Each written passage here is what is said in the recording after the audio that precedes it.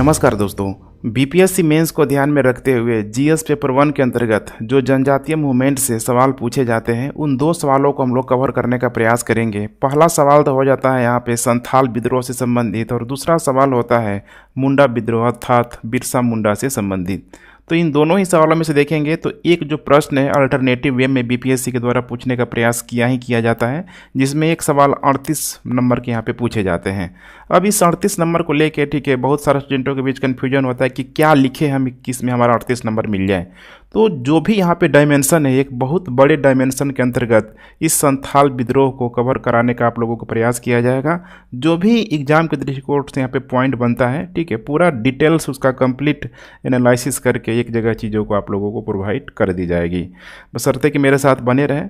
सबसे पहले आप लोग हेडिंग डालने का प्रयास कीजिए यहाँ पे संथाल विद्रोह। संथाल विद्रोह कई सारे इसके ठीक है डायमेंशन ठीक है मेरे द्वारा शामिल किया गया है। सबसे पहले हम लोग बात करेंगे इसकी पृष्ठभूमि की।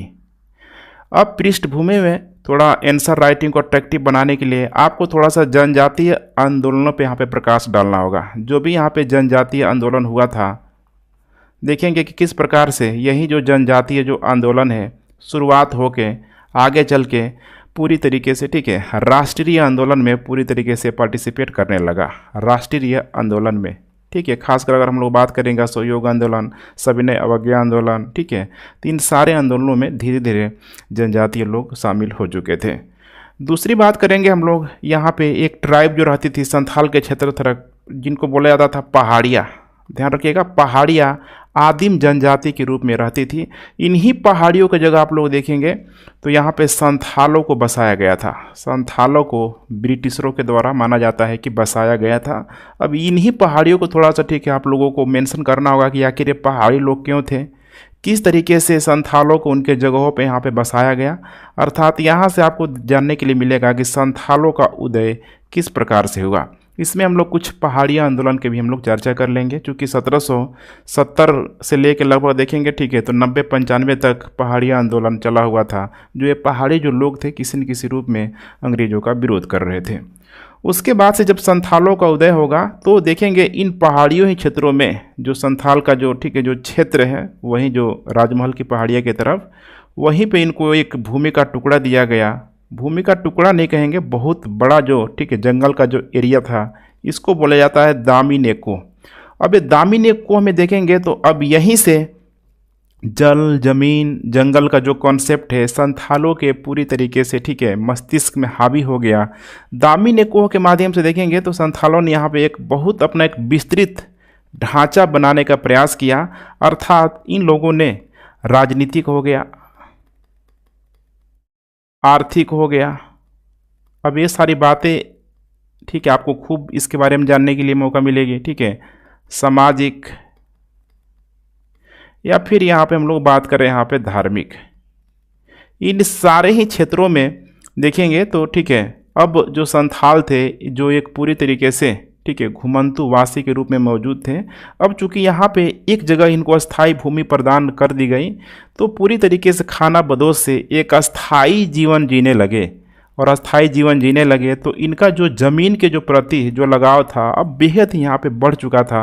अब इनको यहाँ से निकालना किसी भी प्रकार का ठीक है शोषण करना इनके साथ इतना आसान नहीं था। जो फाइनली इन्हीं सारी गतिविधियों पे हस्तक्षेप करने के बाद ही देखेंगे तो संथालों में विद्रोह की भावना पूरी तरीके से जग पड़ी। अब इसी विद्रोह की भावना को आपको समझने के लिए मिलेगा विद्रोह के कारणों में। कई सारे यहाँ पे कारण हैं और बेसिकली जब भी मैं पढ़ाऊंगा तो बड़े बड़े शब्दों को मैं लिखने का प्रयास करूंगा जिसका शब्द का जो मतलब है ठीक है वैल्यूएबल हो, वजनदार हो। जैसे कि आर्थिक कारण, मेन तो कारण यही है। इस आर्थिक कारण में देखेंगे हम लोग अंग्रेज़ों की ठीक है चाहे हम लोग अस्थाई बंदोबस्त की बात करें, अंग्रेजी को औद्योगिकरण की नीति की बात कर ले, उसके माध्यम से किस प्रकार से उनके अधिकारों पर यहाँ पर चोट करने का प्रयास किया गया, खासकर कर की दर को बढ़ा के ठीक है। ऐसे कई सारे आपको देखने के लिए मिल जाएगा कारण। उसी प्रकार से देखेंगे हम लोग यहाँ पे सामाजिक कारण। सामाजिक कारण में देखेंगे कि किस प्रकार से बाहर से जो दीकू जो लोग थे उनको यहाँ पे बसाने का प्रयास किया गया है, जिसके वजह से वहाँ पे एक जाति व्यवस्था हो गया, वर्ग विषमता हो गया, एक सामाजिक असंतुलन देखने के लिए मिला, जिसके वजह से इन संथालों को ठीक है थोड़ा भी मतलब वो ठीक है समझ सकते हैं कि एक्सेप्टेबल नहीं था। उसके बाद करेंगे हम लोग यहाँ पे धार्मिक व्यवस्था। इस धार्मिक व्यवस्था के अंतर्गत किस तरीके से उनका धर्मांतरण करवाया गया, ये भी आपको समझने के लिए मिलेगा, ठीक है। क्योंकि 1813 के चार्टर के एक्ट के माध्यम से देखेंगे तो भारत में मिशनरियों को धर्म प्रचार प्रसार के लिए अनुमति दे दिया गया था। उसके बाद यहाँ पे नेक्स्ट है राजनीतिक कारण। कहीं न कहीं ये राजनीतिक कारण भी, ठीक है, एक बहुत बड़ा कारण है। जैसे राजनीतिक जो गतिविधियों के अंदर देखेंगे तो यहाँ पे पूरा का पूरा जो श्रेय यहाँ पे अंग्रेजों को देना चाहिए, ठीक है, कि किस प्रकार से इस राजनीतिक गतिविधियों के माध्यम से अंग्रेजों ने यहाँ पे, ठीक है, मतलब हो सकता है ना कि बाहर के लोगों को, ज़मींदारों को वहाँ पे पूरी तरीके से एग्रेसिव करने का प्रदान किया। उसके बाद यहाँ पे हो जाएगा तात्कालिक कारक। तात्कालिक कारण में हम लोग देखेंगे कि एक, ठीक है, तो दरोगा की हत्या कर दी गई। हालांकि वो बहुत तात्कालिक कारण नहीं होगा, सबसे बड़ा कारण होगा, ठीक है, जब वहाँ पे रेलवे का निर्माण कराया जा रहा था, जो कि, ठीक है, बिल्कुल ही बेगार के रूप में कराया जा रहा था। जो नहीं करते थे उनको, ठीक है, कूड़ा मारा जाता था। तो ऑलरेडी इन संथालों का उन अंग्रेजों के प्रति, ठीक है, जो भी यहाँ पे शोषणकारी जो नीति था, ठीक है, उसको ये लोग सहने के लिए तैयार नहीं थे। फाइनली यही सब है विद्रोह का कारण, आपको सब जानने के लिए मिलेगा। उसके बाद यहाँ पे हम लोग घटनाक्रम के बारे में जानेंगे कि किस प्रकार से जो आप नेताओं का नाम सुनते हैं, सिद्धू, कान्हू, चांद, भैरव, उसकी 2 बहनों का जिक्र का नाम आएगा कि लगभग 60,000 से अधिक संथालों ने, ठीक है, कैसे अंग्रेजों से लोहा लिया, इन सब के बारे में आपको जानने के लिए मिलेगा। फाइनली इनकी असफलता के कारण भी जानेंगे, ठीक है, कैसे असफल हो गया। इसके बाद यहाँ पे जानेंगे इसके प्रभाव के बारे में, क्या इसने प्रभाव छोड़ा, और लास्ट में आंसर में जो आपको लिखना होता है महत्व या फिर इसका निष्कर्ष, ठीक है, महत्व या फिर इसका निष्कर्ष। तो इतने बड़े डायमेंशन को देखने के बाद आप लोग तो बिल्कुल समझ ही गए होंगे कि 38 नंबर का अगर प्रश्न पूछा जा रहा है तो इन सारे चीज़ों को अगर आप इंटीग्रेटेड करके लिख देंगे तो हो सकता है कि, ठीक है, आपको सबसे अच्छे मार्क्स मिले। लेकिन उसके लिए आपको, ठीक है, अच्छे से देखना होगा चीज़ों को। तो चलिए हम लोग बारी बारी से हम लोग देखते हैं। सबसे पहले हम लोग बात करते हैं पृष्ठभूमि को लेके। पृष्ठभूमि, ठीक है, पृष्ठभूमि के रूप में यह आपको समझाने की जरूरत होगा कि यह जो जनजातीय आंदोलन होगा, पूरी तरीके से देखेंगे तो कृषक आंदोलनों पे ये भारी पड़ेगा। क्योंकि कृषक आंदोलन भी बहुत हुआ लेकिन उतना अधिक इम्पैक्ट नहीं छोड़ा जितना इस, ठीक है, जनजातीय आंदोलन ने छोड़ा, ठीक है।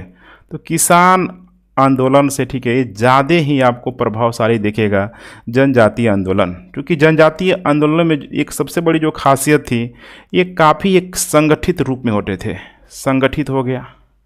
इसके अलावा ये हिंसक गतिविधियों से भी, ठीक है, बाज नहीं आते थे। हिंसक गतिविधियाँ, ठीक है, चाहे वो तीर कमान भाला हो, सबका ये बहुतायत रूप में प्रयोग करते थे।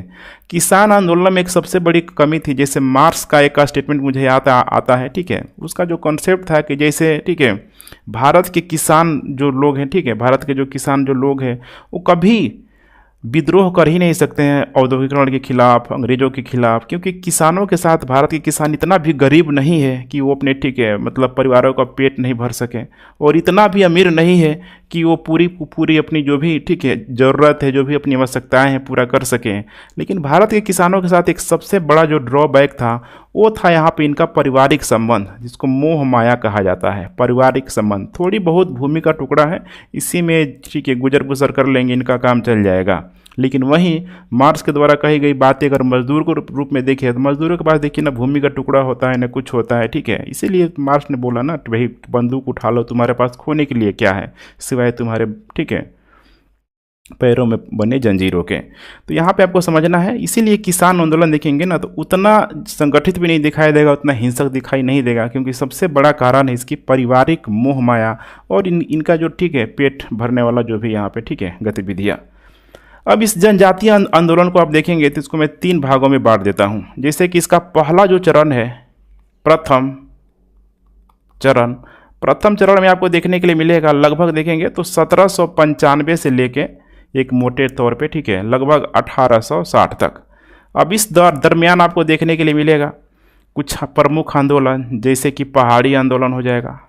इसी पहाड़ी आंदोलन के मैं जिक्र कर रहा था। बिना इस पहाड़ी आंदोलन के, ठीक है, संथालों को अगर आप मेंशन करेंगे तो शायद उतना आंसर राइटिंग में, ठीक है, अच्छा प्रभाव दिखाई नहीं देगा। तो पहाड़ी आंदोलन, इसके साथ साथ यहाँ पे संथालों का भी जिक्र करना होगा, संथाल हो गया, या फिर आगे चल के लगभग 1800, ठीक है, 80 या 90 के दशक में हो जाएगा यहाँ पे मुंडा विद्रोह। ठीक है, मुंडा विद्रोह, तो बड़े रूप में ये अपना प्रभाव छोड़ेगा।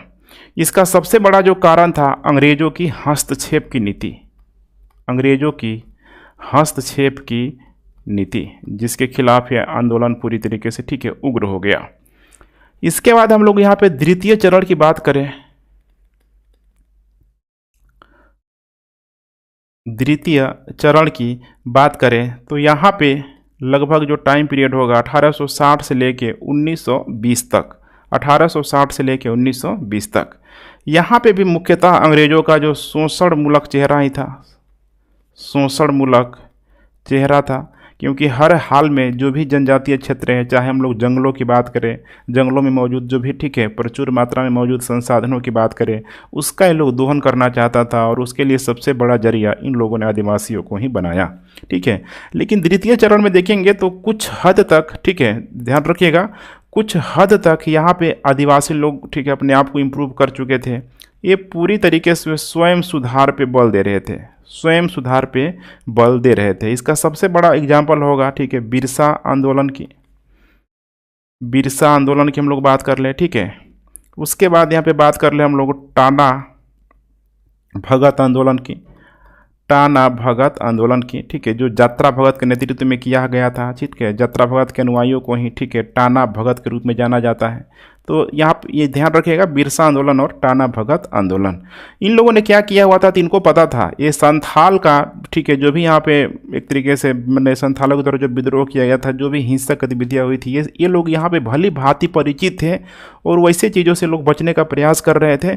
और अपने अंदर, ठीक है, जो भी एक मतलब कह सकते हैं कि एक बर्बरता या फिर अपने समाज में जो भी बुराइयां थी, जादू टोना को लेके बहुत सारा अंधविश्वास था, उस पर भी ये, ठीक है, अपने सुधार पे बल दे रहे थे। सबसे बड़ा एग्जाम्पल है बिरसा आंदोलन की बात कर ले या फिर टाना भगत आंदोलन की।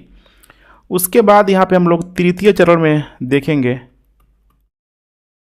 तृतीय चरण में खासकर आपको 1920 के बाद से दिखाई देगा, 1920 के बाद से दिखाई देगा, जब ये जनजातीय जो आंदोलन था पूरी तरीके से राष्ट्रीय आंदोलन के समर्थन में आ गया, गांधी के संपर्क में आ गया। जैसे कि असहयोग आंदोलन हो गया, असहयोग आंदोलन में देखेंगे तो खुद, ठीक है, टाना भगत के लोगों का समर्थन होता है यहाँ पे।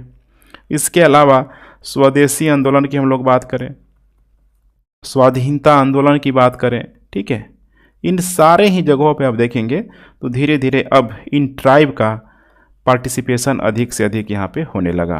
तो कुल मिला के ये था पूरा पूरा यहाँ पे पृष्ठभूमि। अब आइए हम लोग बात करते हैं हम लोग पहाड़ी और संथालों के बारे में कि किस प्रकार से इनका उदय हुआ। तो एक हेडिंग और डालिए यहाँ पे, पहाड़ी और संथालों का उदय, पहाड़ी और संथालों का उदय। यकीन मानिए सारी चीज़ें आपको क्लास ही में क्लियर हो जाएगी, एक बार अगर अच्छे से आप देख लेते हैं, ठीक है, अपनी सरसरी निगाहों से, तो एग्जाम में आप आसानी से इसे आंसर राइटिंग कर सकते हैं। ठीक है, तो सबसे पहले हम लोग बात करते हैं यहाँ पे, ठीक है, इसके, ठीक है, भौगोलिक क्षेत्र की, भौगोलिक क्षेत्र की। तो इससे तो आप लोग भली भांति परिचित हैं। जैसे कि बिहार में भागलपुर से आपको देखने के लिए मिल जाएगा, ठीक है, राजमहल की पहाड़ियों तक, राजमहल की पहाड़ियों तक। उस समय अगर इसकी बात करें, ठीक है, तो बहुत ही बहुतायत मात्रा में ये, ठीक है, वनों से घिरा हुआ क्षेत्र हुआ करता था, वनों से घिरा हुआ क्षेत्र, ठीक है, होता था। अब इसी में देखेंगे तो सबसे पहले यहाँ पे जो, ठीक है, मूल जो निवासी के रूप में मौजूद होंगे ये है यहाँ के पहाड़ी लोग,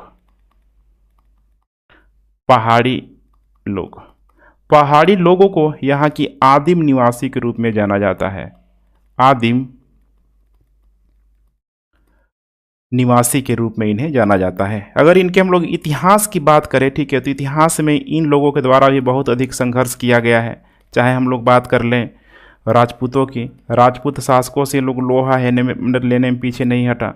इसके अलावा जब बात आती है मुस्लिमों की, तो मुस्लिम में चाहे हम लोग दिल्ली सल्तनत की बात करें या फिर मुगल काल की बात करें, इन दोनों ही जगहों पे देखेंगे तो अच्छा खासा इन लोगों ने, ठीक है, मुगल शासकों से भी लोहा लेने में नहीं कतराया। उसके बाद तीसरे नंबर पे आएगा सब यहाँ पे ब्रिटिशर सब। ब्रिटिशर सब तो ब्रिटिशर सब तो किसी को छोड़ा नहीं, पता है, जो राजपूतों से बच गया, मुस्लिमों से बच गया, फाइनली ब्रिटिशरों के, ठीक है, इतने बड़े साम्राज्य से, ठीक है, वो बच नहीं पाया सब, और यहाँ पे इनको, ठीक है, कहीं न कहीं सरेंडर करना पड़ा। हालांकि अच्छा खासा इन लोगों ने लोहा लिया। तो इनकी अगर हम लोग बेसिक चीज़ों की बात करें तो देखिए, बिल्कुल ये झूम कृषि पे बल देते थे। इनका जो जीवन यापन था, झूम कृषि। झूम कृषि का मतलब स्थानांतरित कृषि, समझ रहे हैं ना, यहाँ पे एक जगह से दूसरे जगह जाके करना। झूम कृषि के लिए लोग हल का प्रयोग नहीं करता था, कुदालों का प्रयोग करता था।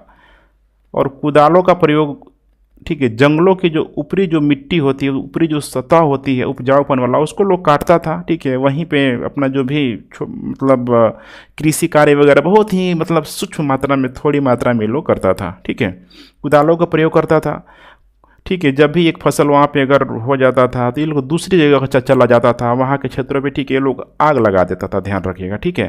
तो जो भी आग लगाता था उसका, ठीक है, राख जो बनता था वो पोटास के रूप में कार्य करता था, और फिर से वो जगह कुछ दिनों बाद उर्वर हो जाती, ठीक है, उर्वर हो जाती। लेकिन ध्यान रखिएगा, लोग बहुत बड़ी मात्रा में जंगलों वगैरह की कटाई नहीं करता था, तो जो भी, ठीक है, झाड़ियाँ वगैरह थी उसको ये लोग कटाई करता था, ठीक है। उसके बाद से अगर इनकी और गतिविधियों की बात करें तो जैसे ये लोग शिकारी जीवन जी रहे थे, शिकारी के साथ साथ, ठीक है, ये लोग रेशम के कीड़े को भी पालते थे। रेशम के कीड़े को जनजातियों में आज भी काफ़ी प्रचलन है, ठीक है। उसके बाद यहाँ पे देखा जाए तो पूरे प्रदेश पे अगर देखा जाए तो यहाँ पे, ठीक है, ये लोग अपना निजी भूमि मानते थे। जो भी जंगल का जो इलाका था, जो भी ये भागपुर राजमहल की पहाड़ियों को ये लोग अपना निजी भूमि मानते थे कि सारा का सारा जो भूमि है ये हमारा है, ठीक है। जंगल को देवता के रूप में इंडिकेट करना, यही इनकी खासियत होती थी।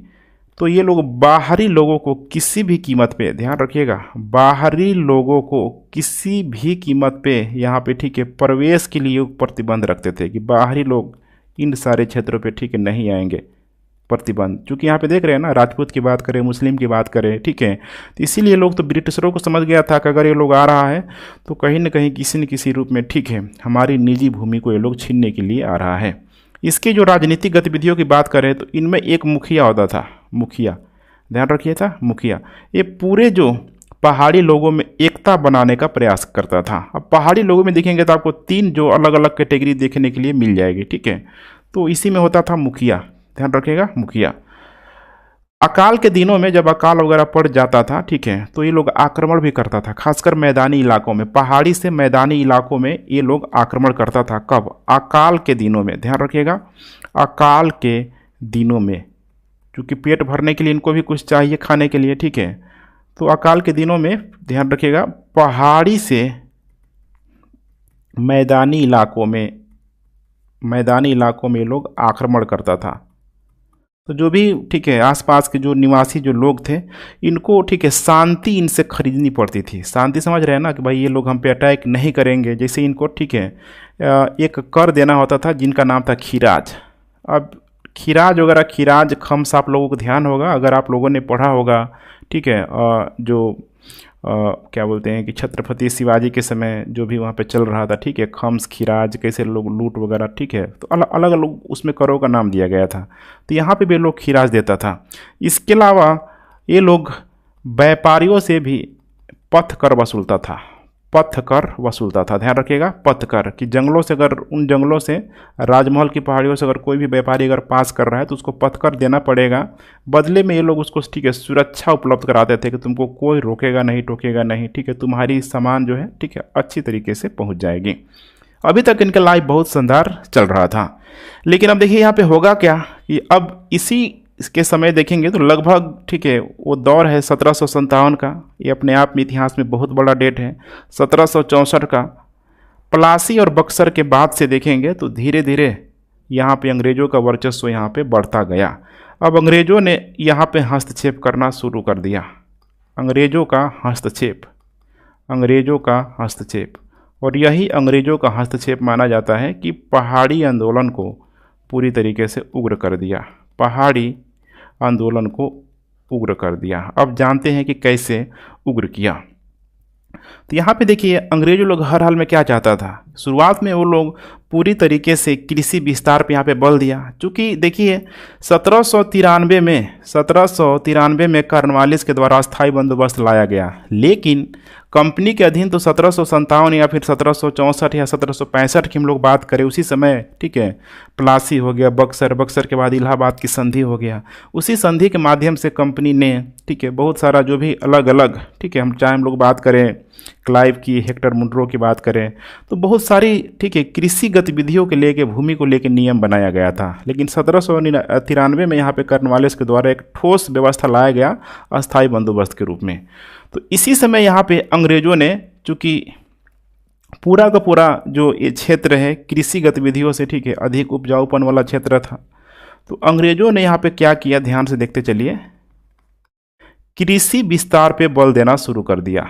कृषि विस्तार पे बल देना शुरू कर दिया। अब कृषि विस्तार देने के लिए जो यहाँ के नीचे के लोग, ठीक है, मैदानी इलाकों के जो किसान लोग थे, जो लोग मतलब डरते थे उनसे, ज़मींदार उनसे कहीं न कहीं डरते थे, उन लोगों को अंग्रेज़ों के द्वारा मोटिवेट करने का प्रयास किया गया कि चलो भाई, सिक्योरिटी की कोई समस्या नहीं है, तुम्हारी सुरक्षा हम प्रदान करेंगे, लेकिन चल के उनके क्षेत्रों तक, उनकी भूमि तक पूरे के पूरे वनों को साफ करना है। और वनों की कटाई से सख्त वे लोग, ठीक है, नफरत करते थे पहाड़ी लोग। यही बड़ी समस्या थी। और अंग्रेज़ों के साथ एक और बड़ी समस्या थी, ध्यान रखिएगा, ठीक है, कि पहाड़ी लोगों के लोग पूरी तरीके से, ठीक है, वनवासी, वनों में रहने वाले बर्बर मानते थे, जो इनकी बातों को सुन ही नहीं सकते थे, उपद्रवी मानते थे। ध्यान रखिएगा, उपद्रवी मानते थे। इसीलिए इन लोगों ने जमींदारों का सहारा लिया, किसानों का सहारा लिया, और इन दोनों ने मिलकर क्या किया, तो पूरी तरीके से, ठीक है, उनके क्षेत्रों तक कृषि क्षेत्र का विस्तार किया। कृषि क्षेत्र का विस्तार किया। अब सोचिए, कृषि क्षेत्र का विकास, मतलब विस्तार अगर उनके क्षेत्रों की तरफ हो रहा है, पहाड़ी के क्षेत्रों की तरफ, तो क्या वे लोग हाथ पे हाथ धरे बैठे रहेंगे? बिल्कुल नहीं, ठीक है। इसी समय देखेंगे तो कई सारी, ठीक है, हिंसाएं भी आपको देखने के लिए मिलेगी, और यही जो हिंसाएं हैं इसी को बोला जाता है पहाड़ी आंदोलन। ध्यान रखिएगा, पहाड़ी आंदोलन। इसमें देखेंगे तो कुछ जमींदारों के भी खिलाफ हुआ, कुछ आम लोगों के खिलाफ हुआ, और कुछ अंग्रेजों के खिलाफ हुआ। क्योंकि पहाड़ी आंदोलन में, ठीक है, देख पा रहे हैं ना, जमींदार किसान सब उनके, ठीक है, भूमि को कहीं न कहीं कंट्रोल करने का प्रयास कर रहे हैं। फाइनली यहाँ पे अब एक अंग्रेजों के द्वारा समझौता करने का प्रयास किया गया। क्योंकि ये मार काट में बड़े निपुण थे, ठीक है, ध्यान रखिएगा, जंगल में, उस विषम ज्योग्राफिकल इलाके में, मतलब एक होता है ना गुरिल्ला युद्ध की नीति को अपनाना, बहुत ही लोग निपुण हुआ करता था। तो इसीलिए यहाँ पे अंग्रेजों के द्वारा समझौता किया गया। अंग्रेज और पहाड़ियों का जो मुखिया होता था, ध्यान रखिएगा, पहाड़ियों का जो मुखिया होता था, मैंने अभी चर्चा किया हुआ था, इनके बीच, ध्यान रखिएगा, समझौता किया गया।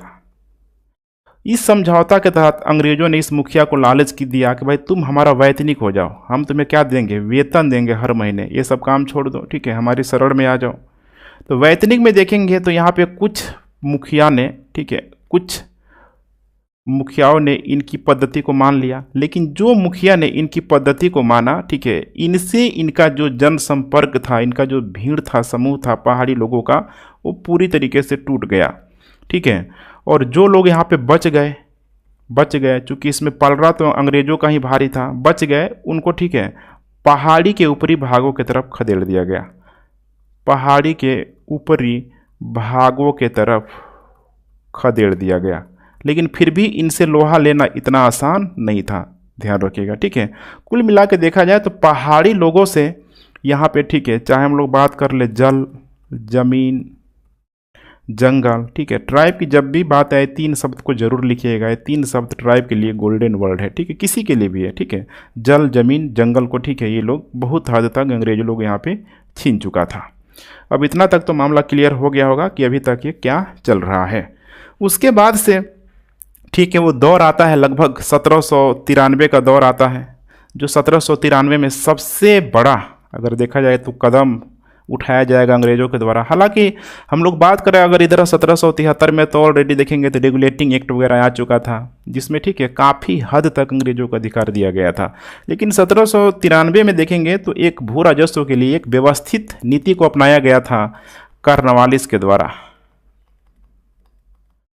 कॉर्नवालिस के द्वारा, जिसको बोला गया अस्थाई बंदोबस्त, परमानेंट सेटलमेंट, अस्थाई बंदोबस्त। और जैसे आपको पता होना चाहिए, इस अस्थाई बंदोबस्त के तहत जमींदारों को बिचौलिए के रूप में रखा गया, जमींदारों को बिचौलिए के रूप में रखा गया। जो भी भूमि का टुकड़ा होता था, ठीक है, जमींदार अलग अपना हीरो बनता था कि इसके मालिक हम हैं। अंग्रेज लोग अपना चाहता था कि भाई पूरा पूरे मालिक हम हैं। कोई भी छोटा मोटा शासक होता था तो मैंने इसके मालिकाना हक को लेके क्लियर, ठीक है, इतिहासकार में जाएंगे, मैंने इतिहास में जाएंगे तो बहुत अधिक आपको, ठीक है, कुछ संशय की स्थिति देखेगी। लेकिन कुल मिला के अंग्रेजों लोग ताकतवर हैं, तो जो भी भूमि है ये, इस भूमि में तो कंट्रोल यहाँ पे अंग्रेजों का ही होगा। अब यहीं पे जो बिचौलिया जो बना हुआ था स्थायी बंदोबस्त के तहत, यहाँ पे जमींदार बना हुआ था। और जमींदार क्या करता था, तो किसानों से लगान वसूलता था, किसानों से लगान वसूलता था, ठीक है। बहुत किसानों का जमींदार शोषण भी करता था। और फिर जमींदार अंग्रेजों को, ठीक है, राजस्व के रूप में, ध्यान रखिएगा, पे करता था, राजस्व के रूप में पे करता था। अगर एक निश्चित अवधि तक जमींदार फेल हो जाता था तो उसकी ज़मींदारी नीलाम कर दी जाती थी। अब जमींदार क्या करता था कि इन किसानों से, अगर कोई किसान किसी अकाल की वजह से, माने किसी भी कारण अगर वो लगान नहीं चुका पाता, तो इसकी जो भूमि थी, ध्यान रखिएगा, इसकी जो भूमि थी उसको बेच दी जाती थी, उसकी भूमि बेच दी जाती थी। सबसे बड़ी यह समस्या का क्या था, कारण था, और आगे चल के हम लोग देखेंगे भी। अब देखिए यहाँ पे नेक्स्ट, यहाँ पे क्या हुआ, थोड़ा सा आप लोग यहाँ पे समझने का प्रयास कीजिए।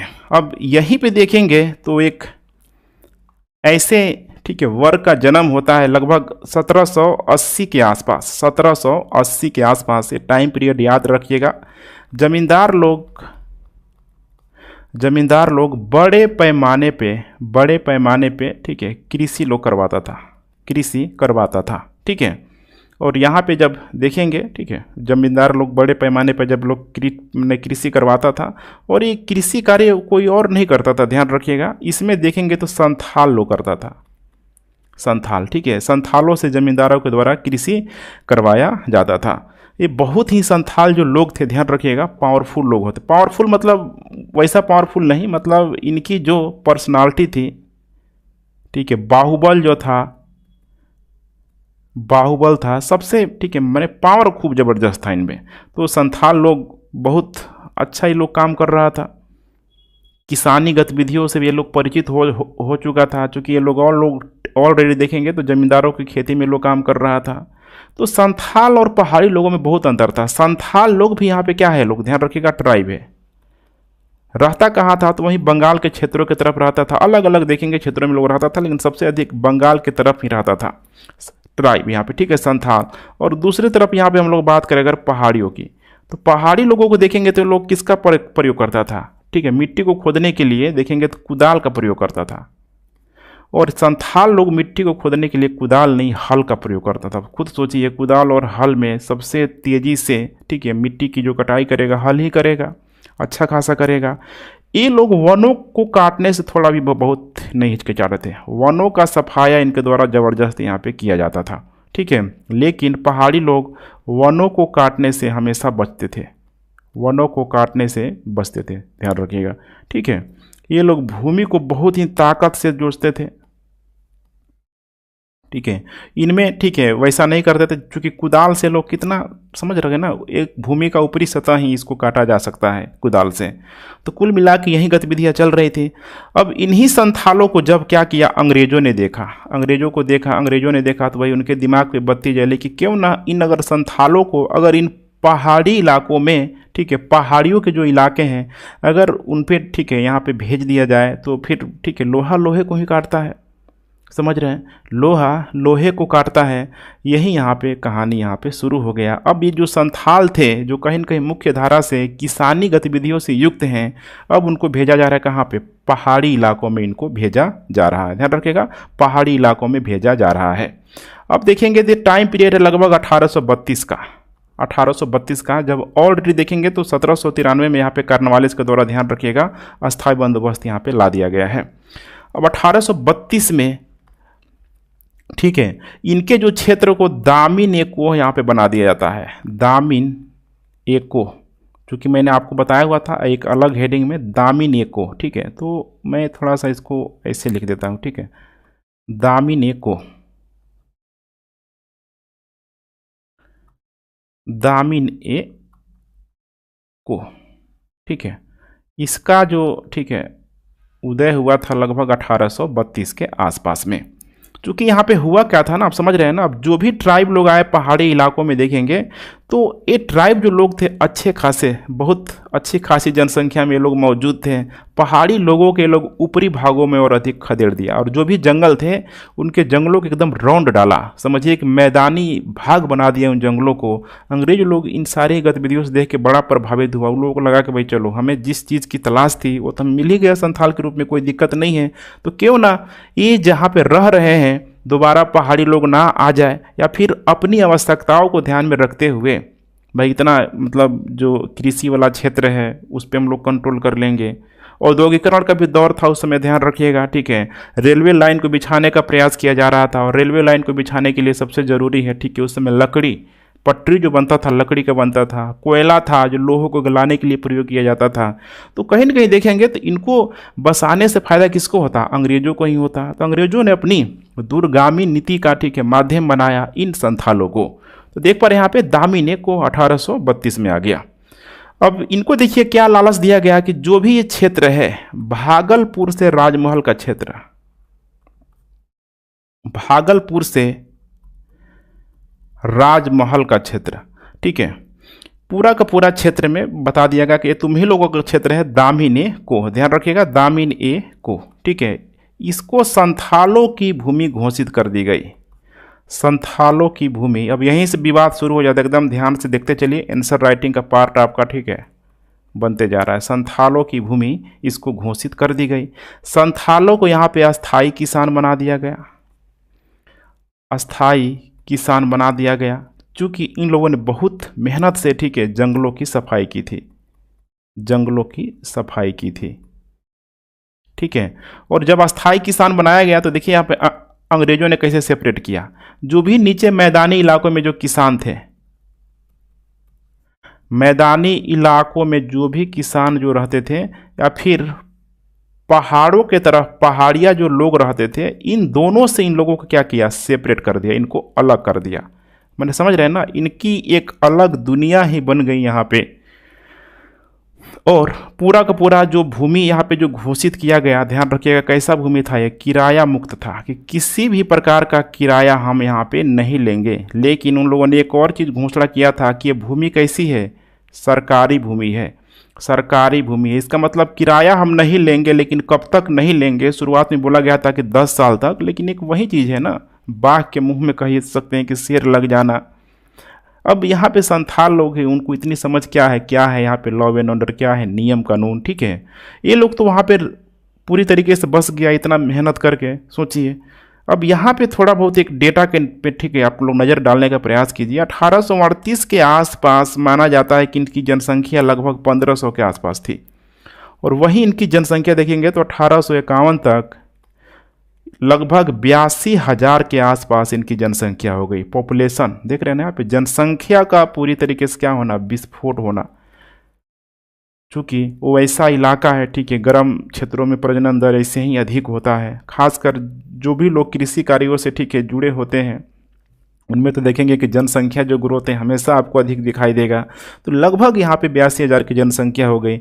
और ऐसा नहीं था, इससे देखेंगे तो ठीक है कंपनी को भी इनसे फ़ायदा हुआ, ठीक है, कंपनी को भी शुरुआती तौर पे फ़ायदा हुआ ही हुआ।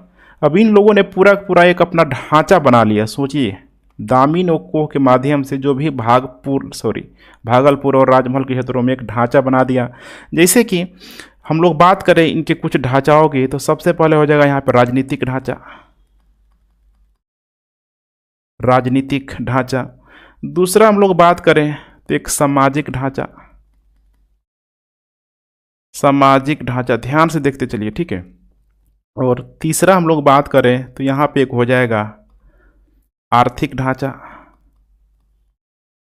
और चौथे की बात करें हम लोग तो हो जाएगा यहाँ पे एक धार्मिक ढांचा, ठीक है। अभी इन सारी चीज़ों को मतलब समझ रहे हैं ना, कि जब भी इतिहास गवाह है कि जब भी एक क्षेत्र विशेष में किसी भी समुदाय के जो लोग आपस में रहते हैं तो पूरी तरीके से एक सिस्टमेटिक ढंग से जो भी अपने नियम कानून है उसको लगाने का प्रयास करते हैं। वो कभी नहीं चाहते हैं कि बाहर के लोग आके हम पे हस्तक्षेप करें। और यही चीज़ आपको देखने के लिए मिलेगा इन संथालों में कि राजनीतिक गतिविधियों के माध्यम से इनके, ठीक है, पंचायत को जो नाम था पढ़ा पंचायत, पढ़ा, इसको पढ़ा पंचायत भी बोला जाता है। इस पढ़ा पंचायत का काम वर्तमान में जैसे पंचायतों का काम होता है किसी भी प्रकार का समस्या का निपटाना, या फिर यहाँ पे लगान वसूली की बात कर लें, लगान वसूली जो भी समस्या है उसको निपटाना, किसी भी प्रकार का समस्या, ठीक है, चाहे, ठीक है, या फिर राजकोष में जमा करने से संबंधित पूरा एक सिस्टम के अंतर्गत ये यहाँ पे चल रहे हैं। दूसरा है यहाँ पे सामाजिक ढांचा। देखिए सामाजिक डेवलपमेंट इनका कैसा हो रहा है, तो एक भावनात्मक संबंध बन रहा है।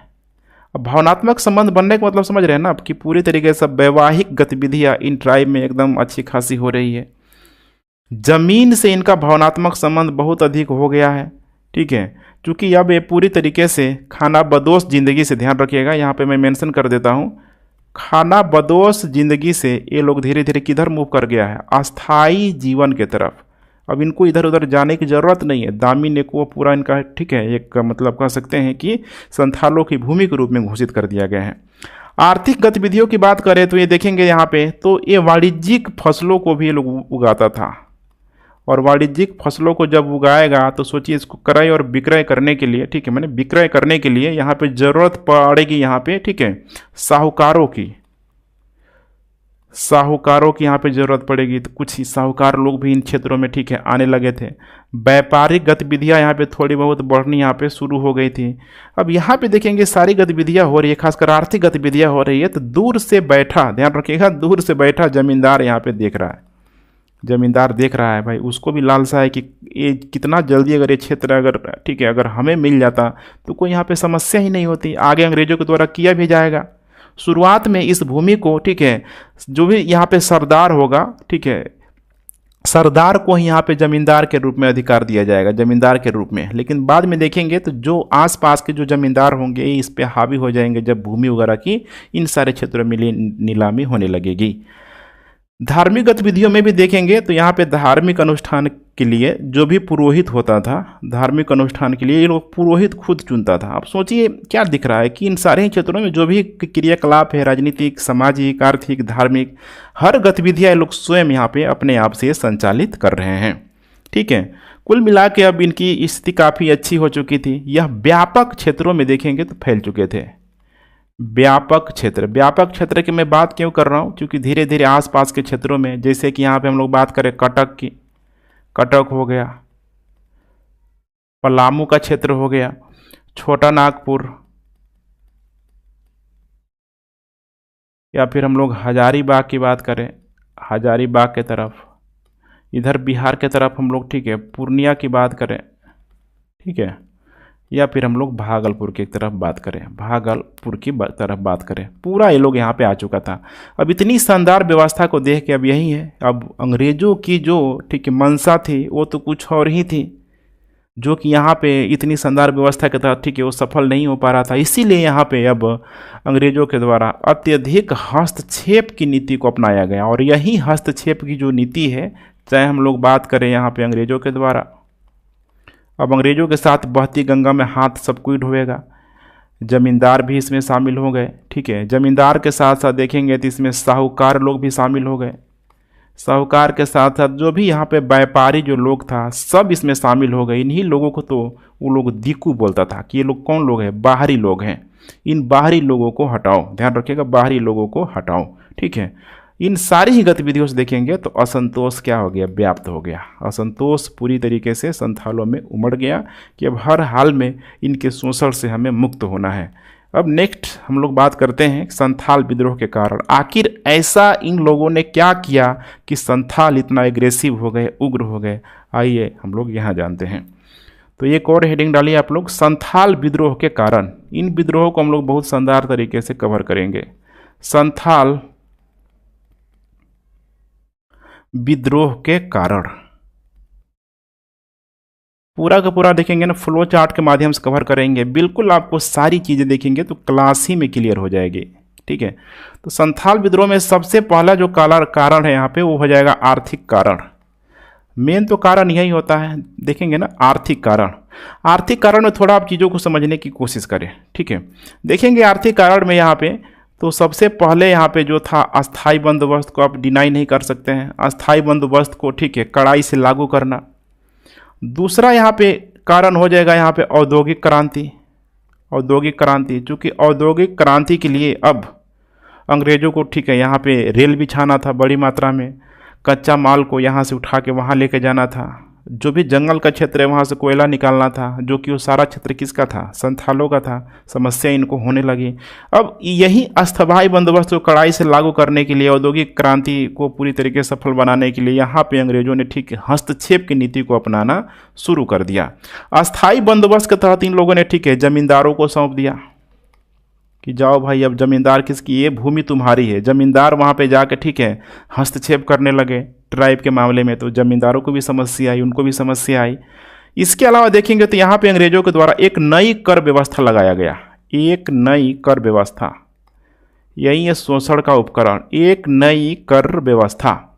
ये लोग खुद यहाँ पे देखेंगे ठीक है, तो लगान के रूप में तो ये लोग देता ही देता था राजस्व, लेकिन एक ऊपर से नया कर लगाया गया था, जो बोला गया कि प्रत्येक व्यक्ति यहाँ पे देगा, प्रत्येक व्यक्ति पे कर लगाया गया, ध्यान रखिएगा ठीक है, अलग से कर लगाया गया। इसको मैं मेंशन कर देता हूँ अलग से। तीसरा इन लोगों ने क्या किया, तो उत्पादित वस्तुओं पे जो भी ये लोग ठीक है कमर्शियलाइज जो भी प्रोडक्ट होता था ठीक है, जो भी लोग करता था उगाता था, मैंने बताया था वाणिज्यिक जो फसल था उस पे भी ये लोग कर लगाना शुरू कर दिया अंग्रेजों के द्वारा। खुद सोचिए ठीक है। और तो ये जो कर वसूली के लिए पहले उनके सरदार ही वसूल के देता था, लेकिन अभी इस कर वसूली के लिए उत्तर बिहार से, ध्यान रखिएगा, उत्तर बिहार से हायर किया गया अंग्रेजों के द्वारा। हायर यहाँ पे किया गया अंग्रेजों या जमींदारों के द्वारा कि आओ भाई। अब ये लोग क्या करता था, तो बड़ी कड़ाई से करों को वसूलता था, ध्यान रखिएगा, बड़ी कड़ाई से, यहाँ पे मैं लिंक कर रहा हूँ, ये लोग बड़ी कड़ाई से ठीक है कर वसूलता था, कर वसूलता था। जो अगर इस पे असफल हो जाता, जो इस पे असफल हो जाता तो उसकी भूमि को यह लोग नीलाम कर देता था, भूमि को नीलाम कर देता था। अब ये भूमि यहाँ पे संथालों का नीलाम ना हो जाए तो किसान लोग क्या करते थे, तो इससे बचने के लिए साहूकारों से ऋण लेते थे, साहूकारों से ऋण लेते थे। अब ये भी बहुत बड़ी समस्या था, क्योंकि साहूकारों से ठीक है ऋण लेना, व्यापारियों से व्यापार करना। अब देखेंगे ये लोग जब साहूकारों से जब मतलब ऋण लेते थे ठीक है, तो ये लोग क्या करता था कि उसमें कर्ज बहुत अधिक रखता था। कर्ज देखेंगे तो आपका ठीक है दांत खट्टा हो जाएगा, 50% से लेके 500% तक ये कर्ज अधिक लेता था। और तो और ये लोग ठीक है ज़बरदस्ती होता ना था ना, मतलब इतना वेल एजुकेटेड तो था नहीं लोग ठीक है, कई प्रकार का जो मतलब जो डॉक्यूमेंट्स ये लोग तैयार कर लेता था उनके शोषण के लिए, डॉक्यूमेंट्स जो उनको नहीं समझ में आता था, ज़बरदस्ती ठीक है। अब संथाल लोग करे तो क्या करे। अब ये लोग जब इतना ऋण देता था तो भाई कोई भी सब सोचिए संथाल इतने ऋण को चुका पाएगा, वो तो फिर जो ऋण का जो मकड़ जाल है उसी में फंसा का फंसा रह जाएगा। अगर ये ऋण नहीं वापस करता, ऋण नहीं ये वापस करता कोई भी संथाल, तो उनकी बहु बेटियों पे ठीक है, बहु बेटियों के इज्जत पे भी हाथ डाला जाता।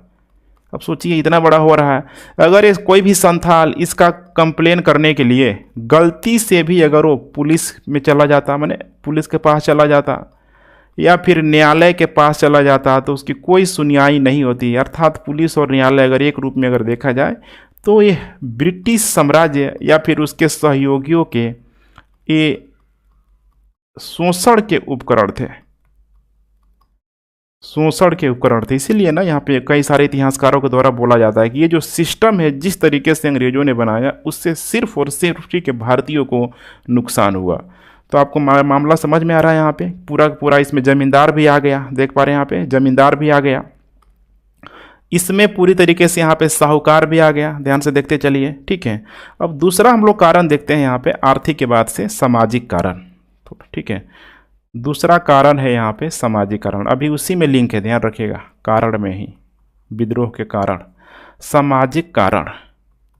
अब देखिए यहाँ पे कोई भी भूमि, आप खुद सिंपल थिंकिंग करने का प्रयास करिए, अगर कोई भी भूमि अगर यहाँ पे नीलाम हो रही है ठीक है, तो नीलामी में क्या था कि जो सबसे अधिक मुहमंगा दाम देगा भूमि उसी को हो जाएगी। अब यही नीलामी के माध्यम से देखेंगे तो बहुत सारे जो दीकू जो लोग थे, दीकू लोगों को, ठीक है, दीकू लोगों को यहाँ पे अंग्रेजों के द्वारा इनके क्षेत्रों में प्रवेश कराया जाने लगा। इनके क्षेत्रों पर प्रवेश कराया जाने लगा, सबसे बड़ी समस्या थी। अब इनके क्षेत्रों में प्रवेश करने से दीकू लोगों का, ठीक है, चूंकि वो किसी न किसी क्षेत्र विशेष से होते थे, उनमें जाति व्यवस्था का भाव होता था, जाति व्यवस्था का। और स्वाभाविक सी बात है कि अगर कोई इनकी भूमि खरीद रहा है तो निचली जाति वाला खरीदेगा नहीं, ऊपरी जाति वाला भी खरीदेगा, ठीक है। तो जाति व्यवस्था हो गया, वर्ग व्यवस्था से पूरी तरीके से लोग ग्रसित थे। जाति व्यवस्था मतलब समझ रहे हैं ना, कोई अलग अलग जाति से हैं। कितने लोग वर्ग व्यवस्था को भी जाति में रख लेते हैं, ठीक है। एक ही जाति में कोई अमीर और गरीब होता है, वही होता है वर्ग, ठीक है। अमीर और गरीब एक वर्ग के रूप में स्टेबलाइज होता है। कुल मिला के इन सारे ही चीज़ों से देखेंगे तो संथाल के क्षेत्रों में, ठीक है, सामाजिक असमानता उत्पन्न होने लगी। सामाजिक असमानता उत्पन्न होने लगी। अब ये सब चीज़ संथाल बिल्कुल भी बर्दाश्त करने वाला नहीं था। इसके अलावा अंग्रेज़ों ने एक और इनके लिए नियम लगाया, ठीक है, कि जो भी यहाँ पे जंगली भूमि है,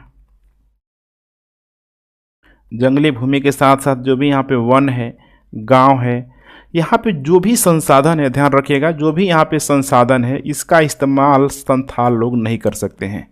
इसका जो संसाधनों का जो इस्तेमाल पर संथालों के लिए यहाँ पे रोक लगा दी गई। सोचिए, ठीक है, तो कितनी समस्या इस संथालों को, समझ रहे हैं ना। यहाँ पे डायरेक्ट हस्तक्षेप है, यहाँ पे कहीं न कहीं दीकुओं के द्वारा, अंग्रेजों के द्वारा, और इस चीज़ को, ठीक है, संथाल लोग भली भांति समझ रहा है। अब इतना में लोग कैसे शांत रह सकता है। तो आशा करते हैं कि आप लोगों को समझ में आ गया होगा कि किस प्रकार से दीकू लोगों का यहाँ पे, ठीक है, आगमन हुआ। तीसरे अगर हम लोग कारण की बात करें यहाँ पे, ठीक है, तो हो जाएगा यहाँ पे एक और कारण है धार्मिक कारण। धार्मिक कारण में तो आपको पता ही होना चाहिए, मैंने शुरुआत में बोला था कि 1813 में एक एक्ट लाया गया जिसको बोला गया चार्टर एक्ट। इसके माध्यम से ईसाई जो मिशनरी थे, ईसाई मिशनरी को भारत में यहाँ पे आगमन का मौका दे दिया गया। चूंकि अंग्रेजों की एक और भी बहुत बड़ा उद्देश्य था भारत में, ठीक है, कि क्रिश्चियनिटी धर्म को प्रचार प्रसार करना। अब जब इन क्षेत्रों में आना शुरू हो गए, संथालों के क्षेत्रों में, तो इन लोगों के द्वारा धर्मांतरण पर बहुत अधिक बल दिया गया। अब संथालों को लगने लगा कि भाई ये लोग धर्मांतरण करा के हमें भाई गुलाम बना लेंगे, हमारी चीज़ों को पूरी तरीके से नष्ट कर देंगे। ठीक वैसे ही एक मूवी मुझे याद आ रहा है, देखिए अवतार मूवी है, देखिए उसमें यही था ना। अवतार में एक विशेष जो लोग हैं, ठीक है, एक क्षेत्र विशेष में लोग रह रहे हैं और बाहरी लोगों के द्वारा, जिसे हम लोग इंसान बोलते हैं, उन लोगों के द्वारा इन क्षेत्रों पे, ठीक है, अतिक्रमण किया जा रहा है। तो कहीं ना कहीं ये तो गलत ही है, ठीक है। तो आपको यहाँ पे समझना है। ठीक वैसे ही यहाँ पे संथालों के साथ यहाँ पे किया जा रहा है, ठीक है, धर्मांतरण करके कहीं ना कहीं ये लोग हमको गुलाम बना लेंगे। तो ये भी एक बहुत बड़ी समस्या था, धार्मिक कारण के रूप में समझ सकते हैं। कुछ और भी कारण है, जैसे कि मैं चौथा कारण यहाँ पे मैं मेंशन कर देता हूँ, राजनीतिक कारण। राजनीतिक कारण में इनका सबसे बड़ा जो कारण है, ठीक है, जो इनका पढ़ा जो पंचायत था, पढ़ा पंचायत है, इसको माझी व्यवस्था भी बोला जाता है। माझी व्यवस्था, ध्यान रखिएगा, ठीक है, माझी व्यवस्था। इसको भी यहाँ पे पूरी तरीके से असंतोष था, क्योंकि पूरी राजनीतिक गतिविधियों को, संथालों की राजनीतिक गतिविधियों को यही संभाल रहा था। तो जो भी ब्रिटिशों के द्वारा जो कानून जो बनाया गया था, इसमें भी पूरी तरीके से असंतोष आ गया था। मैंने ये लोग भी कमर कसिए लिया था कि हो न हो, हब है अब, ठीक है, विद्रोह करना ही होगा। और पांचवा कारण रही कसर यहाँ पे पूरा कर दिया, तात्कालिक कारण। ठीक है, देखिए किसी भी काम के लिए, ठीक है, किसी भी मतलब एक होता है ना कि खराब चीज़ के लिए बहुत सारा कारण होता ही होता है, चाहे अच्छा चीज़ के लिए भी। लेकिन उसमें जो तत्कालिक जो कारण होता है, सबसे मतलब समझ रहे हैं ना, आग में घी डालने का काम करता है। और वो काम था यहाँ पे रेलवे का विस्तार। क्योंकि रेलवे का विस्तार आपको उस समय, ठीक है, देखेंगे तो बहुत चरम मात्रा में हो रहा था। इन्हीं सारे क्षेत्रों से, राजमहल से भागलपुर की तरफ, बंगाल से, ठीक है, बिहार के क्षेत्रों की तरफ रेल चलाने का प्रयास किया जा रहा था। उसके लिए बड़ी मात्रा में वनों की कटाई होती थी। वनों को काट के जो भी अच्छी अच्छी लकड़ियाँ होती थी उनको पटरिया बना दिया जाता था। लेकिन ये लोग सब कर रहा था और संथालों से लोग करवा रहा था, बेगार करवा रहा था। सोचिए ये लोग खुद किसान था, और कोई भी किसान होने के बाद एक बार कोई भी बेगार करना चाहेगा, इतना लोग बुर्बक नहीं है। भले लोग ट्राइब है लेकिन बेगार तो नहीं करेगा, और जो बेगार नहीं करता था उसको ये लोग कोड़ा मारता था। समझ रहे हैं, कहीं ना कहीं ये फिर से शोषण हो रहा। और एक सबसे जो बड़ा घटना हुआ जिसकी वजह से पूरा संथाल समाज उग्र हो गया, ये था यहाँ पे दरोगा की हत्या। माना जाता है कि दरोगा ने कुछ संथालों को मामूली चोरी पे गिरफ्तार कर लिया, मामूली चोरी पे। अब दरोगा जी को संथालों ने निपटा दिया, इनको लोगों ने हत्या कर दिया। ठीक है, बस मामला शुरू हो गया। अब इससे लगा कि भाई अब संथालों को लगा कि अब हम और बर्दाश्त नहीं करने वाले हैं, हमें एकदम विद्रोह का बिगुल फूंकना ही होगा। अब यहाँ पे शुरू हो गया, ठीक है, एक से एक घटनाएं होना। इसीलिए मैंने हेडिंग भी डाला हुआ था, घटनाक्रम, घटनाक्रम। ठीक है, अब ये जो घटनाक्रम है आपको याद रखिएगा। ठीक है, शोषण से परेशान होके, इतना शोषण आप सोच सकते हैं कौन सहेगा। शोषण से परेशान होकर, शोषण से परेशान होकर फाइनली देखेंगे तो सबसे पहले सिद्धू कान्हू का नाम नहीं आता है, एक सरदार का नाम आएगा। जिस सरदार का नाम है, एक सरदार का नाम आएगा धीर सिंह माझी, धीर सिंह माझी। इसी धीर सिंह माझी के नेतृत्व में, ठीक है, बिगुल यहां पे बजा दिया गया, बिगुल बजा दिया गया। लॉ एंड ऑर्डर जो भी था अंग्रेजों के द्वारा बनाया गया था उन सारे क्षेत्रों में फेल किया गया। बहुत सारे जो इनके दुश्मन थे, ठीक है, जैसे महाजन या फिर जो भी यहाँ पे साहूकार थे, इनको लूटा गया, मारा गया, पीटा गया। ठीक है, इनका जो भी दस्तावेज होता था, जो जाली बनाया हुआ था ऋण को लेके, सबको यहाँ पे जला दिया गया। फाइनली अब संथाल यहाँ पे जग चुके थे। फिर एक डेट में लिखता हूँ, इस डेट को आप लोग हमेशा ध्यान रखिएगा, 30 जून 1955, 30 जून 1855 बहुत इंपॉर्टेंट डेट है संथालों के लिए। एक गांव है भगनी, ध्यान रखिएगा, डीह गांव, भगनी डीही भी बोला जाता है, भगनी डीही गांव। इसी भगनी डीह गांव में देखेंगे तो एक विशाल बैठक किया गया संथालों के द्वारा, विशाल बैठक किया गया। माना जाता है कि इसमें 10,000 से अधिक संथाल लोग इकट्ठा हुए, जिसमें 400 से अधिक गांवों ने पार्टिसिपेट किया। बहुत सारे गांव बन चुके थे। ठीक है, इसमें पूरी तरीके से बिगुल बजा दिया गया कि नहीं भाई, अब तो भाई एकदम आर पार की लड़ाई होगी। इसमें प्रमुख नेता चुना गया, प्रमुख नेता चुना गया नेतृत्व के लिए। ये बड़ा इंटरेस्टिंग है। ठीक है, तो इसमें चुना गया सिद्धू को। ठीक है, 4 भाई लोग हैं। सिद्धू को बोला गया कि भाई तुम क्या हो, इस क्षेत्र का राजा हो। दूसरा बोला गया यहाँ पे कान्हू को, छोटा भाई था उसका। ठीक है, सिद्धू कान्हू को बोला कि भाई तुम यहाँ के क्या हो, मंत्री हो इस क्षेत्र का। देख रहे हैं यहाँ पे, और यहाँ पे और था, सिद्धू हो गया, कान्हू हो गया, चांद एक होता है, चांद इसके भाई। इसको प्रशासक बना दिया गया, प्रशासक।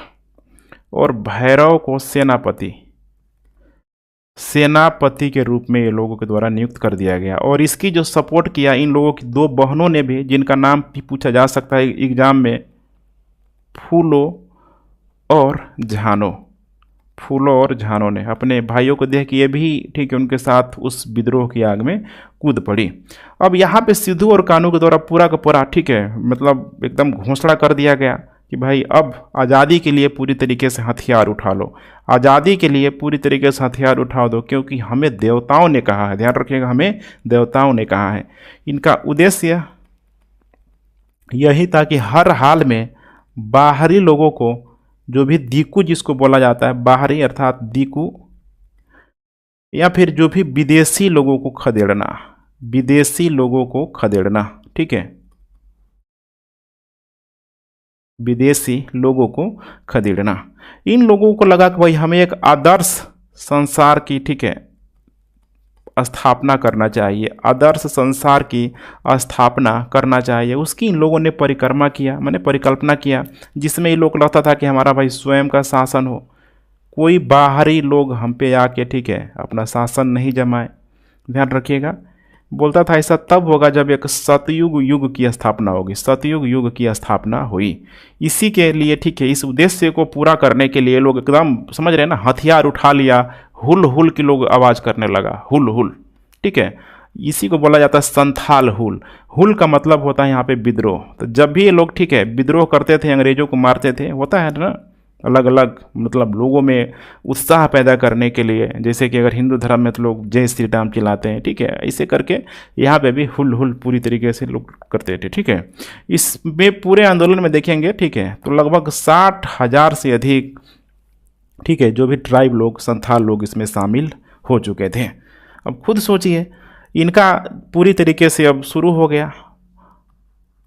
अगर विस्तार के रूप में समझें, ठीक है, तो जो भी साहूकार था, मैं फिर से रिपीट कर रहा हूँ, साहूकार हो गया, महाजन हो गया, ठीक है, या फिर जो भी यहाँ पे दीकू कह लीजिए, जो भी बाहरी लोग था, या फिर ब्रिटिश हो गया, ठीक है, सबके खिलाफ इन लोगों ने आवाज़ उठाना शुरू कर दिया। जो भी यहाँ पे लॉ एंड ऑर्डर को ये लोग मानने से इनकार कर दिया, ध्वस्त कर दिया, पिटाई शुरू, ठीक है। भागलपुर से राजमहल तक, भागलपुर से राजमहल तक जितनी भी यहाँ पे सरकारी सेवाएं चल रही थी, सरकारी जो भी सेवाएं थी, ठीक है, चाहे हम लोग बात कर लें पुलिस स्टेशन, पुलिस स्टेशन हमने देखा कि अभी एक दरोगा को मार दिया गया, ठीक है, या फिर हम लोग बात कर ले रेलवे की, या फिर रेल बना रहे थे बहुत सारे यहाँ पे रेलवे इंजीनियर थे, रेलवे इंजीनियर, पूरी तरीके से इस व्यवस्था को ही यहाँ पे ध्वस्त कर दिया गया, समझ रहे हैं, इसको ध्वस्त कर दिया गया।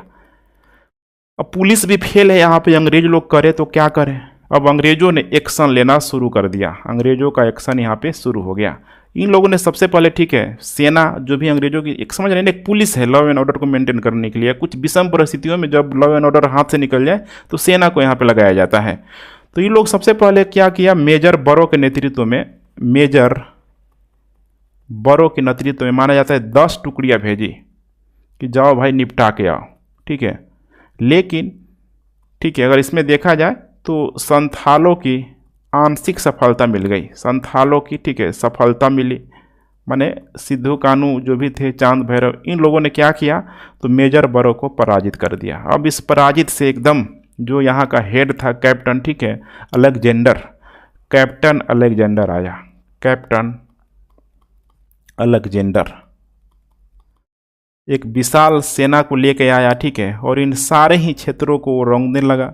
शुरू में लोग सिद्धू को पकड़ लिया, ठीक है, उसके बाद कान्हू भी पकड़ा गया, इन दोनों को फांसी दे दी गई, सोचिए, ठीक है, और बच गया 2 भाई चांद और भैरव, इनको, ठीक है, पुलिस की गोलियों का शिकार होना पड़ा, ठीक है, इनको गोली मार के इनकी हत्या कर दी गई, ठीक है, नेता ही खत्म हो गया।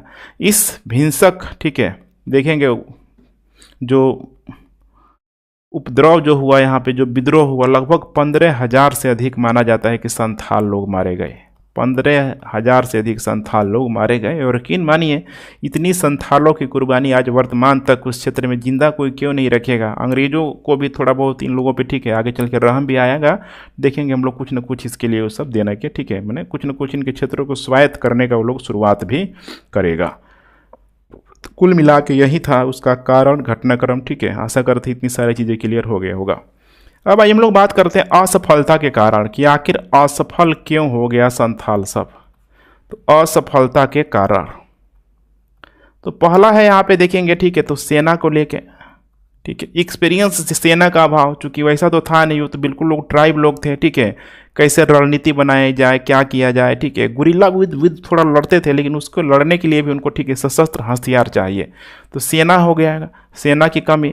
दूसरा यहाँ पे हो जाएगा हथियार, अंग्रेजों के पास पूरी तरीके से देखा जाए, ठीक है, तो आधुनिक हथियार थी, गोली बम बारूद सब उस समय खोज हो चुका था। इनके पास क्या थे, तीर और कमान होता था। आगे इसी तीर कमान को लेके बिरसा मुंडा के द्वारा बोला जाएगा कि चलो भाई हम बिरसा देवता हैं हम, ठीक है, जब तुम लोग तीर चलाओगे तो तुम्हारे तीर से आग निकलेगा, अंग्रेज लोग जब गोली चलाएगा तो उनके, ठीक है, मतलब बंदूक जब चलाएगा तो उनके बंदूकों से पानी निकलेगा। तो देखिए कितना अंधविश्वास था, ठीक है, कितने लोग मारे गए उसमें भी। तो यहाँ पे हथियार को लेके आधुनिकता की कमी थी, ठीक है, तीर कमान से लोग पूरी तरीके से, ठीक है, लड़ रहे थे। इसके बाद देखा जाए तो इनका जो दायरा था बिल्कुल सीमित था, संथाल के क्षेत्रों की तरफ ये लोग सीमित थे, और दायरा सीमित के साथ साथ खुद भारतीय इनके दुश्मन थे, सोचिए, ठीक है।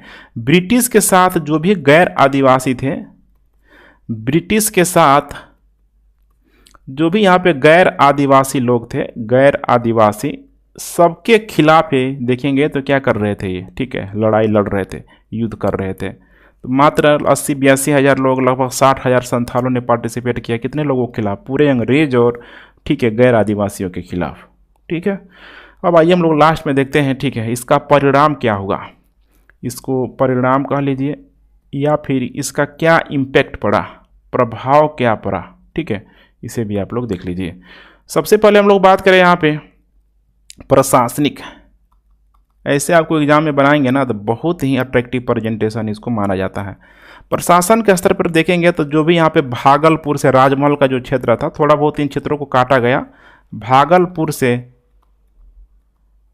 राजमहल क्षेत्र को अंग्रेजों के द्वारा, ठीक है, संथाल परगना बनाया गया कि भाई ये कैसा परगना है, संथाल परगना, जिसमें सिर्फ और सिर्फ संथाल लोग रहेंगे। ठीक है, पूरी तरीके से एक गैर नियमन जिला बनाया गया, गैर नियमन जिला बनाया गया, अर्थात अंग्रेजों की कोई भी जो नियम है इस पे अप्लाई नहीं होगा। ठीक है, ध्यान रखिएगा, कोई भी नियम अप्लाई नहीं होगा, मतलब जो भी अंग्रेजों की जो सामान्य जो नियम है जो बाकी क्षेत्रों में अप्लाई होगा, यहाँ अप्लाई नहीं होगा। इतना हिंसक भीषण, समझ रहे हैं। ठीक है, उसके बाद से अगर हम लोग बात करें कानूनी तौर पे, कानूनी तौर पे तो इन लोगों ने संथाल परगना टेनेंसी लाया, संथाल परगना टेनेंसी, ये अभी तक चलता ही चलता है झारखंड के क्षेत्रों की तरफ, ध्यान रखिएगा। ठीक है, इसमें ग्राम प्रधानता की मान्यता दिया गया, ग्राम प्रधानता की मान्यता दिया गया। ठीक है, जो पढ़ा पंचायत था, याद होगा आप लोगों को, जो भी ग्रामीण अधिकारी थे, ग्रामीण अधिकारियों को, ठीक है, पुलिस संबंधी अधिकार दिया गया, पुलिस संबंधी अधिकार दिया गया, ताकि ये लोग शांति से रह सकें अपने भी क्षेत्रों में। जब भी किसी प्रकार की हिंसात्मक गतिविधियां होती इस पर लोग एक्शन ले सकें, ध्यान रखिएगा। ठीक है, संथाल परगना टेनेंसी, इसी टेनेंसी को यहाँ पे काश्तकारी अधिनियम भी बोला जाता है, काश्तकारी एक्ट। तीसरा हम लोग बात करें यहाँ पे सामाजिक व्यवस्था को लेके, सामाजिक व्यवस्था को लेके, सामाजिक व्यवस्था के तहत जो भी मांझी व्यवस्था चल रही थी, या फिर उसको पढ़ा व्यवस्था कहा गया, पढ़ा पंचायत व्यवस्था, इसको यहाँ पे अंग्रेजों ने पूरी तरीके से मान्यता दिया और बोला कि कोई भी समस्या अगर होगा इन ए फ्यूचर, तो हम जो कम्युनिकेशन है इसी पंचायत से करेंगे, जो कम्युनिकेशन है इसी पंचायत से करेंगे, भीड़ से कभी भी कोई भी प्रकार का निर्णय नहीं लिया जाता है। तो हालांकि इन लोगों ने आगे चल के देखेंगे फ्यूचर में, तो इस संथाल परगना में बहुत अधिक इतिहास में आगे चल के आपको यहाँ पे अंग्रेजों का शोषण मूलक चेहरा इन क्षेत्रों में आपको दिखाई नहीं देगा। हाँ, लेकिन अन्य क्षेत्रों में, अन्य जो खासकर छोटा नागपुर का क्षेत्र है, ठीक है, भारत के अलग अलग हिस्सों में इन लोगों ने ट्राइब के साथ फिर से शोषण किया ही किया। इसका सबसे बड़ा एग्जाम्पल है, ठीक है, खासकर छोटा नागपुर की तरफ, ठीक है, बिरसा मुंडा विद्रोह, बिरसा मुंडा विद्रोह। शुरू में मैंने आपको मैप दिखाया हुआ था, ठीक है, बिरसा मुंडा विद्रोह इसी छोटा नागपुर के क्षेत्रों में हुआ। तो इन लोगों संथालों के साथ छोड़ दिया, इसका मतलब कि नहीं कि सारे आदिवासियों के साथ इन लोगों ने कुछ नहीं किया, आगे चल के फिर से विद्रोह भड़केगा ही भड़केगा। अब आइए लास्ट हम लोग बात करते हैं, चूँकि अब आपको लिखना पड़ेगा इसका निष्कर्ष, इसका महत्व कह सकते हैं या फिर निष्कर्ष कर सकते हैं। आंसर राइटिंग में बहुत ही अहम पार्ट होता है, ठीक है, ये वैसे ही है जैसे बिना पूछ का, ठीक है, बैल, तो ध्यान रखिएगा। महत्व निष्कर्ष में आपको सबसे पहले बताने की कोशिश करना है कि देखो, ठीक है, झारखंड के इतिहास में काफ़ी महत्व रखता है, आज भी ये बहुत महत्व रखता है। झारखंड प्लस भारत के इतिहास में अगर देखा जाए तो इसका महत्व बहुत ही अधिक है। पहला अगर सशस्त्र विद्रोह कहा जाए, पहला सशस्त्र विद्रोह अगर कहा जाए तो ये कहना गलत नहीं होगा, क्योंकि इसके बाद से ही 1857 में विद्रोह होगा, लेकिन उसके पहले पहला सशस्त्र विद्रोह किसके खिलाफ हुआ, तो औपनिवेशिक सत्ता के खिलाफ हुआ, औपनिवेशिक सत्ता के खिलाफ यहाँ पे किया गया, ठीक है। इसके बाद बात करें हम लोग झारखंड के क्षेत्रों के तरफ, तो इसी के तहत देखिए यहाँ पे जो भी टेनेंसी एक्ट लाया गया उसमें बहुत सारे क्षेत्रों को शामिल किया गया, जैसे कि दुमका हो गया, देवघर हो गया, दुमका, देवघर, गोड्डा, गोंडा नहीं यूपी का, ठीक है, ये है गोड्डा, राजमहल के क्षेत्रों में, राजमहल के क्षेत्रों में, ठीक है, इसको उप जिला के रूप में बनाया गया। उप जिला में मैंने उप जिला के रूप में कन्वर्ट किया गया। और यहाँ पे जो भी है बाहरी लोग यहाँ पे, ठीक है, अपनी भूमि नहीं खरीद सकते हैं, मैंने यहाँ पे आके भूमि नहीं खरीद सकते हैं। आवागमन बहुत हद तक, ठीक है, यहाँ पे सीमित है। इसके अलावा इस विद्रोह ने आदिवासियों को जागरूक भी किया। आदिवासियों को जागरूक किया। अगर ये जागरूक नहीं किया होता तो आगे चल के, ठीक है, बिरसा मुंडा विद्रोह नहीं होता। कहीं न कहीं, ठीक, इतिहास पढ़ने के लिए तो मिलता है ना। ताना भगत आंदोलन, ठीक है, नहीं होता। ठीक है, ये सारी चीज़ों को बताना है आपको। कुल मिला के इसने एक तो काम जरूर किया कि भारतीय स्वतंत्रता आंदोलन को, ये बहुत ही गोल्डन शब्द है, भारतीय स्वतंत्रता आंदोलन को इसने पूरी तरीके से क्या किया, प्रेरित किया। स्वतंत्रता आंदोलन को प्रेरित किया, जिसके वजह से, ठीक है, मतलब क्रांति की ज्वाला भड़क उठी, आज़ादी के लिए मार्ग प्रशस्त हुआ, ऐसे शब्दों का प्रयोग कर सकते हैं।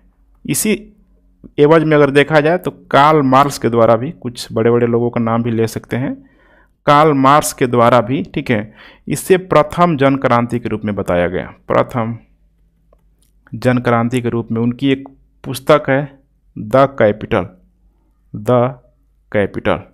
वैसे ही यहाँ पे रविंद्रनाथ टैगोर के द्वारा, रविंद्रनाथ टैगोर के द्वारा, ठीक है, सिद्धू कान्हू की इनके द्वारा प्रशंसा की गई कि गजब का लीडरशिप था। सिद्धू कान्हू की प्रशंसा भी की गई। तो कुल मिला के यही था कंप्लीट इसका, ठीक है, डिटेल्स आप एनालिसिस कर सकते हैं। अब आशा करते हैं कि यहाँ से 38 नंबर आपका बिल्कुल ही श्योर हो जाएगा। ठीक है, कोई भी प्रश्न अगर शॉर्ट फॉर्म में भी पूछेगा तो इससे आसानी से आप लोग आंसर राइटिंग कर सकते हैं। तो ठीक है फ्रेंड्स, थैंक्स फॉर वाचिंग। अपना फीडबैक देते रहे, कमेंट करते रहें। ठीक है, क्योंकि मेंस का पोर्शन है, लेक्चर की अवधि देखिए यहाँ पे अधिक होगी, सारी चीज़ों को शामिल करना होता है। अदरवाइज मैं एक पीपीटी बना के सारी चीज़ों की एक बार में, ठीक है, 10 मिनट भी नहीं लगेगा बोलने में, तो फिर वो आपके मस्तिष्क में पूरी तरीके से, ठीक है, डेवलप नहीं हो पाएगा, सोचने वाला प्राणी आप नहीं बन पाएंगे। इसे पढ़ाने से आपको लगता है एग्जाम में थोड़ा बहुत क्वेश्चन अगर घुमा फिरा के भी पूछता है तो इस तरह के पढ़ाई से आप उनको, ठीक है, उस आंसर को आप लिख सकते हैं। ठीक है फ्रेंड्स, थैंक्स फॉर वॉचिंग। जय हिंद।